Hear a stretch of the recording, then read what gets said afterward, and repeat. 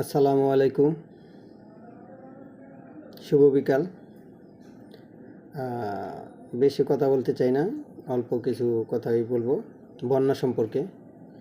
আমরা অনেক দিন যাবতই আমাদের দেশের বিভিন্ন সরকারি চেষ্টা করছে ইন্ডিয়াকে বুঝাইতে এই ফারাক্কা বাঁধ, তিস্তার যে বাঁধ, এগুলা বন্ধ করার বা কোনো একটা ব্যবস্থা করার, কিন্তু এত বছরেও কেউ কোনো সরকার এ পর্যন্ত সফল হইতে পারে নাই।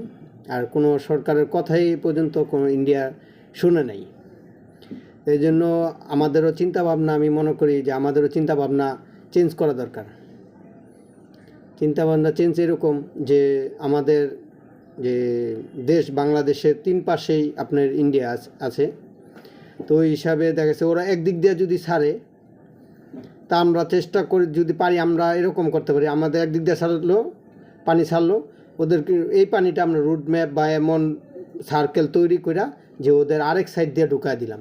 মানে আমাদের বডি পার্টের মতো, আমরা যেমন এখান দিয়ে পানি খাই, পানি খাইলে পরে এটা বডিতে সব জায়গায় ঘুরা যায়, আবার প্রস্রাব নালি দেওয়া যায়, পরে আবার আমরা প্রস্রাব করে ফালাই দিই।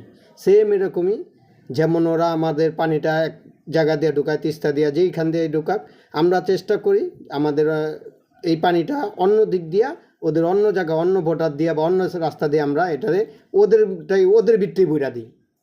আমাদের অনেক ইঞ্জিনিয়ার আছে, অনেক বুয়েটের বড় বড় ইঞ্জিনিয়াররা আছে, দেশে অনেক ইঞ্জিনিয়ার আছে, যে ইঞ্জিনিয়াররা 1 বছর বলছে যে একটা মেট্রো রেল চালু করতে 1 বছর লাগবে, ওরা 1 সপ্তাহ করে শুরু করে দিছে, 1 সপ্তাহে চালু করে রাখছে। তাহলে এই ইঞ্জিনিয়াররাই পারবো, আমাদের ওদের আর হাত পা ধরার কোনো দরকার নেই।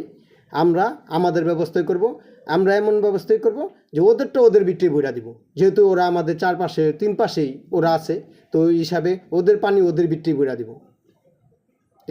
এটা যদি আমার মনে হয় এটা ভালো হইব, যদি আমাদের ইঞ্জিনিয়াররা বড় বড় যারা আছে যে বিশেষজ্ঞ বা চিন্তাবিদ, এরকম একটা রুট ম্যাপ তৈরি করা, যে আমাদের ওদের কোনো ওদের উপরে নির্ভর না করে ওরা যখন পানি ছাড়বো আমরা এখান থেকে পানি ছেড়ে দেবো, ওদের এখানে চলে যাব।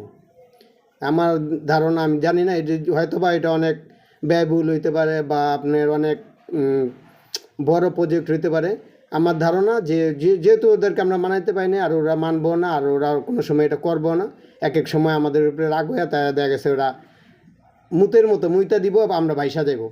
তো ওই দরকার নাই, ওদের ওদের মুখে যাইব, একদিক দিয়ে ছাড়বো, আমরা ওদের আরেক দিক দিয়ে ওদের মুখে দিয়া দিব।